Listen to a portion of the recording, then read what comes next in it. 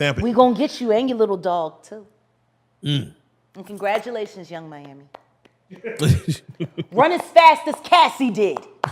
According to former prosecutor Melba Pearson, they're likely looking for some specific evidence. The feds are doing raids at 3 different homes of P. Diddy, including his homes in California, in Florida, and in New York.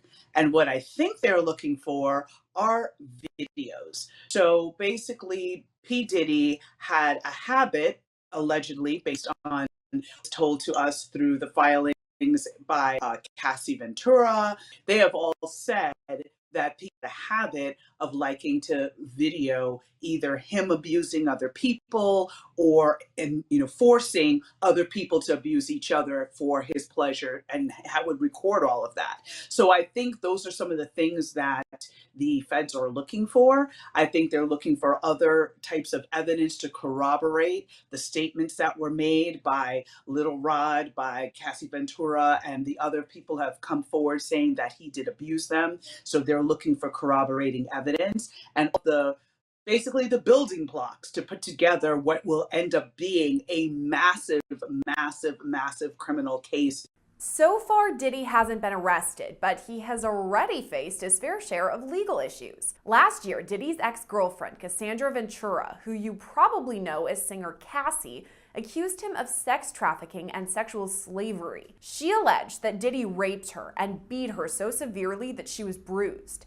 Cassie also alleged Diddy made her have sex with prostitutes and recorded it on video. She also says he forced her to carry a gun. Cassie sued him under New York's Adult Survivors Act and settled with Diddy outside of court just 1 day after the suit was filed. Joy Dickerson-Neal also filed suit against Diddy under the Adult Survivors Act, accusing him of drugging and sexually assaulting her back in 1991 when she was a college student at Syracuse University. Diddy was slammed with yet another lawsuit last month, this time brought on by music producer Rodney Jones, also known as Lil Rod. The 73-page lawsuit lays out dozens of allegations against Diddy, including that he forced Lil Rod to hire prostitutes and have sex with them. The court doc also claims Diddy himself assaulted Lil Rod, but that's not the only bombshell allegations revealed in the detailed documents. Lil Rod doesn't shy away from publicly naming other celebrities he says assaulted him. I don't know that Cuba Gooding Jr. is going to escape from that one. Let's start with the allegations against Academy Award-winning actor Cuba Gooding Jr. Lil Rod alleges Diddy was, quote, grooming him to pass him off to his friends. This fear became reality when Mr. Combs introduced Mr. Jones to Cuba Gooding Jr. when they were on Mr. Combs' yacht. There's actually photos of their interaction together too, which are laid out in those court documents. In the first pic, you see Diddy and Cuba talking with Diddy's arms on Cuba's. In the next pic, Cuba has his arm around Lil Rod and is smirking. Court docs go on to state, quote, Cuba Gooding Jr. began touching, groping, and fondling Mr. Jones's legs, his inner thighs near his groin, the small of his back near his buttocks, and his shoulders. He rejected his advances, and Mr. Gooding Jr. did not stop until Mr. Jones forcibly pushed him away. In the last couple of years, there were allegations against him for sexual assault. So now we have those prior allegations, and now we see him tied to this case as allegedly trying to, assault a Little Rod, assault others. Back in 2019, Cuba was booked on misdemeanor charges of forcible touching and sexual abuse after he allegedly groped a woman in Times Square. By the next year, 3 women had come forward accusing him of non-consensual sexual touching. He eventually reached a deal with prosecutors that required 6 months of counseling but no jail time. I'm getting the feeling where there's smoke, there's fire, right? Because now we have 2 different instances where you're accused of the same type of behavior, years apart. I think there's something there. And I don't know that Cuba Gooding Jr. is going to escape from that one because he already saw, definitely people moving away from him within Hollywood circles and other circles once those first sexual assault allegations came out. So at this point, I don't think he's going to get away with it a second time. Is it possible that he could face charges based on these allegations that were brought forward by Lil Rod? It is possible as well. Again, we've got the statute of limitations issue to deal with. So depending on the time frame of when this happened, is, again, the Adult Survivors Act, which was the vehicle where many of these lawsuits came out, many of these civil suits, came out. There was a finite amount of time for those suits to be filed. Time frame is going to be very, very important. What witnesses come forward, because again, this may not be a situation where DNA may be at play. This may be more of a situation of, hey, yes, I was there and I recall, Cuba Gooding Jr., putting his hands on Little Rod, or I, recall certain aspects. So it's going to be a very witness intensive type of case. And the question is, will the witnesses be willing to come forward? Lil Rod's lawsuit also publicly named another celebrity linked to Diddy, Jennifer Lopez. From the standpoint of the names of the celebrities that were tied to this, the fact that Jennifer Lopez was tied to this back when she was involved in or party to a shooting at a nightclub when she was dating Diddy, and is now alleged to have brought the gun with her to the scene and gave it to Diddy, and that's how the shooting occurred. Lil Rod's team brings up J-Lo when establishing Diddy's history, writing his, quote, RICO enterprise has existed for at least 20 years, dating back to the 1999 nightclub shooting in NYC, when Mr. Combs required his then-girlfriend Jennifer Lopez to transport his illegal firearm into the NYC nightclub. The court docs allege Diddy forced his then-artist Shine to assume responsibility for the shooting of several individuals. All this happened back on December 27, 1999, when a fight broke out at a nightclub. Diddy, J-Lo, and rapper Shine were all there, and according to former rapper Mark Curry, Diddy paid Shine $1 million to take the fall for the shooting and serve a 10-year prison sentence. Lil Rod's lawsuit now suggests it was J-Lo who brought the gun. The fact that she's named as somebody who was carrying a weapon, could that be incriminating for Jennifer Lopez? It can be, but with a huge caveat, right? If I'm not mistaken, that shooting did not result in a death. I know that somebody was harmed, but I don't believe anyone was killed. Because of that, you had the statute of limitations to deal with, which is basically a prolonged amount of a certain amount of time that a prosecutor has to be able to bring charges against someone. And it varies from state to state. But the one thing is consistent is that there is no statute of limitations on murder. So if P. Diddy had actually killed this person, or the person died as a result of their injuries, now J-Lo could be brought into the mix as a co-defendant because of the fact that the person has passed away. But if the person is alive, and maybe they had serious injuries or whatever the case may be, statute of limitations would run, and it is highly likely at this juncture that statute of limitations have expired, therefore she does not have any criminal liability. But the reputational damage might be a different story, because now she's branding herself as something very different than who she was back then. Back then, she was very much Jenny from the block. She was, dating a variety of hip hop artists. She was very much in that world. Now she's married to Ben Affleck. She's trying to, portray herself in a different manner. So now her past is going to come back to haunt her, and we don't know what that's going to mean for her future in terms of movie deals, music deals, or anything like that. So I think for her, it might be more reputational damage than criminal liability. Pearson says it's possible Jennifer Lopez could file some sort of defamation suit, but it's not likely. She could, but at the end of the day, when it comes to defamation and those types of cases, truth is an absolute defense. So if he has some sort of receipts to basically prove that, hey, I was right there, I saw her the same way in the filings, you saw a number of different screenshots and pictures that he submitted to support the different points that he was making. If he has some pictures to substantiate that she was carrying the gun, it is going to be very hard for her to say in good conscience in a court of law that, this wasn't true. He's made this up. And now as a result, I've lost, money, I've lost opportunities and things like that. There's going to be too much evidence out there connecting her to this that is going to be very hard for a jury to come back and say, yeah, he's making all of this up.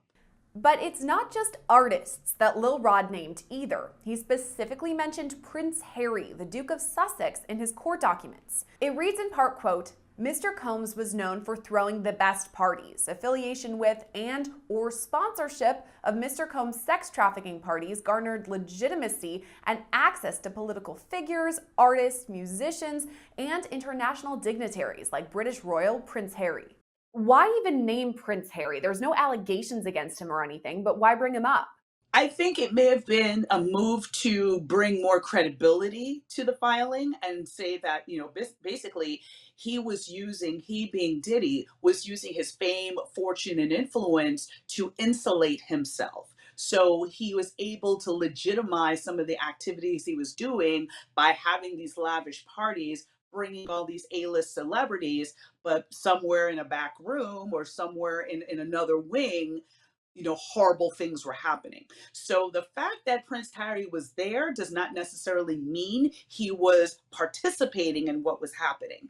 And just because you were at a party doesn't mean you know what's happening in every inch of the house. I mean, if you think about it, if the party's being thrown in a mansion, there are various floors and wings. So it is completely possible that he was there and did not participate.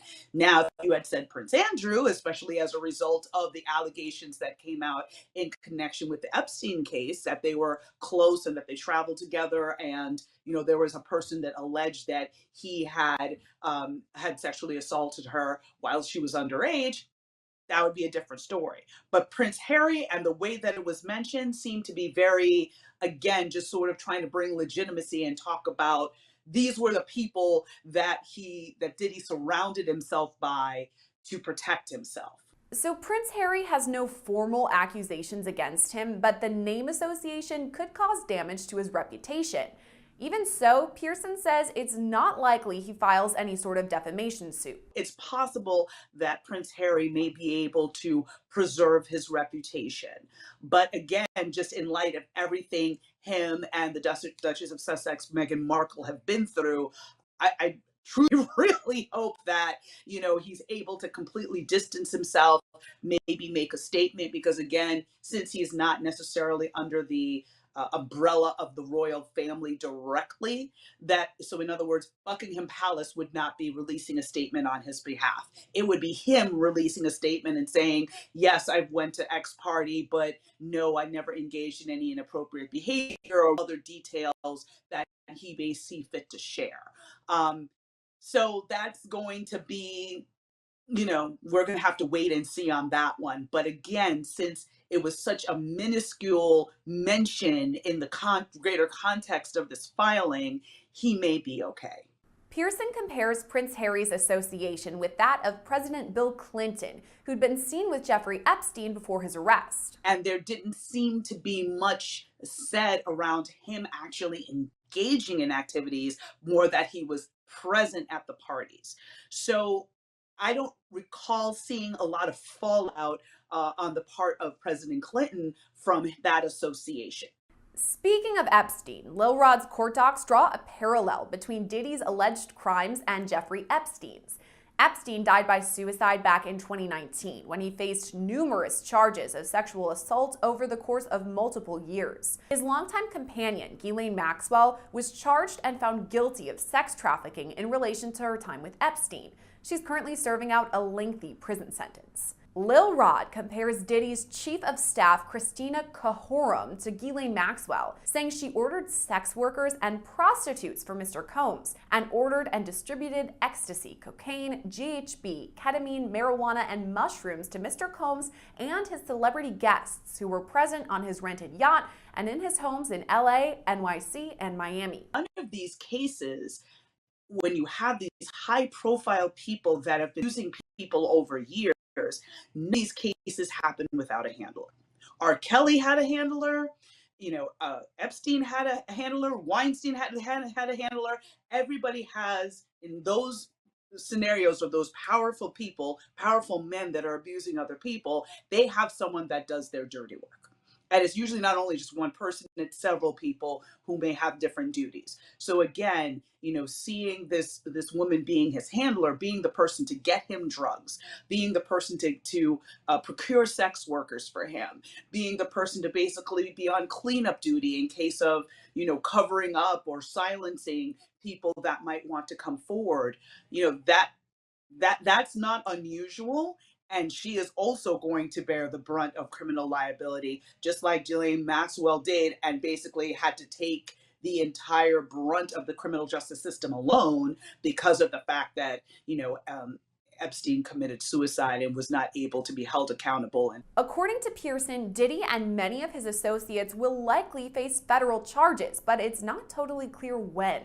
And what do you think a timetable would look like for all of that? I know that there's a lot of evidence to gather over many years, but is it possible that a federal indictment could be just around the corner? I would hesitate to say just around the corner, because with all of the experience I've had with these office approaches cases, they do not move until they have you fully, like, they have you dead to rights, basically. So they are going to take their time. They're going to collect all the evidence. They're going to speak to as many witnesses as they can. They're going to follow every single trail, every single lead that they can before they go to an indictment. There can be continuances. There can be other things that can delay the case. But once you file that charging document, the clock starts ticking. So that, when I was a prosecutor, I always advised my detectives, anybody that I was training, that you get all the evidence you can up front, and then you file charges.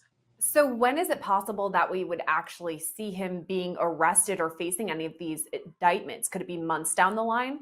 I feel that it would be months down the line. I would not be surprised if it was before the end of this year. Because again, this is going to be a massive investigation involving at least 3 states, much as we saw in the Epstein case, where he was bringing underage girls to one of his islands in the Caribbean. And there have been some allegations of things happening on planes, things happening on trips. So there may be additional locations that may need to be searched, and additional witnesses that may need to be spoken to in order to get a full picture for what charges would be appropriate and what would be the best path forward with this case. And it's possible Diddy serves a lengthy prison sentence for all this if he were to be convicted in criminal court. If this does happen, that P. Diddy is indicted. I know in R. Kelly, we saw quite a large sentence for him. What could P. Diddy be facing if he is convicted of eventual indictments? Yeah, well, it all depends on what charges are brought and how many counts of each charge is brought, right? Because for each charge is usually one victim or survivor attached to that charge. So if the U.S. Attorney's Office is able to pull together 15 survivors, right, and they're willing to come forward and testify, you may see 15 counts. So the question will be, if he's convicted, will all those counts run concurrently, meaning at the same time, or would they all be consecutive? And if it's consecutive, he could be looking at life plus, right? If they're run concurrently, again, depending on the universe of what is charged, he's going to be looking at a prison sentence if convicted. There's going to be no way around that.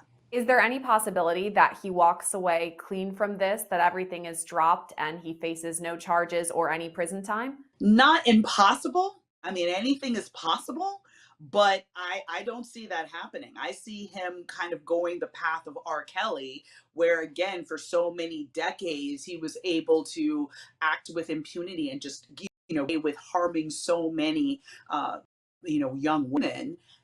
But eventually he had to pay the piper. And eventually he ended up with a prison sentence. So that in this juncture, from what's been publicly available, from reading Little Rod's filing, from reading and hearing about the horrible things that Cassie Ventura endured during her nearly a decade relationship with him that started when she was a young woman, I'm not seeing a scenario where he can escape liability, criminal liability. I'm just not seeing it. It's possible, but I'm not seeing it. In a statement, Diddy's attorney Sean Hawley denies all of Lil Rod's allegations. He writes, quote, his reckless name-dropping about events that are pure fiction and simply did not happen is nothing more than a transparent attempt to garner headlines. We have overwhelming, indisputable proof that his claims are complete lies. Diddy's son, Justin Combs, is also mentioned in the lawsuit. A statement released from him reads in part, quote, Justin Combs categorically denies these absurd allegations. They are all lies. This is a clear example of a desperate person taking desperate measures in hopes of a payday. There will be legal consequences for all defamatory statements made about the Combs family.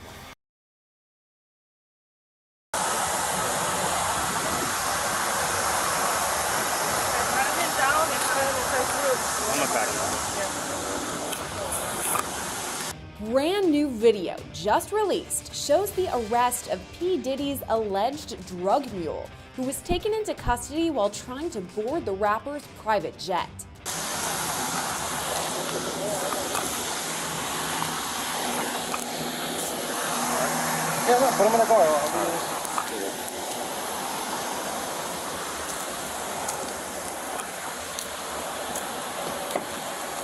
We don't hear a word from Brendan Paul, the alleged drug mule.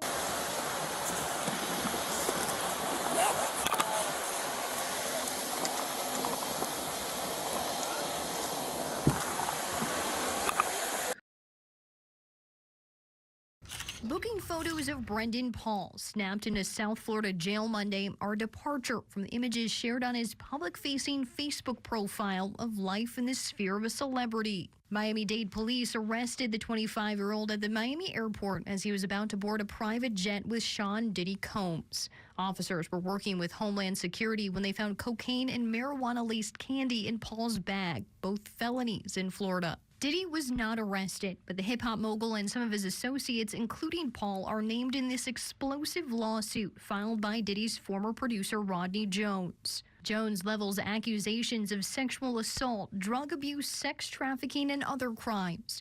Both Jones and Paul worked on Diddy's most recent album, which Paul celebrated on social media in September. Court documents include some of those social media photos of Paul and Diddy together. The lawsuit labels Paul as a mule who acquires and distributes drugs and guns. It also says he provided cash payments to sex workers on Diddy's behalf. And one witness describes seeing Paul and others spiking champagne bottles with ecstasy while on a yacht in the U.S. Virgin Islands.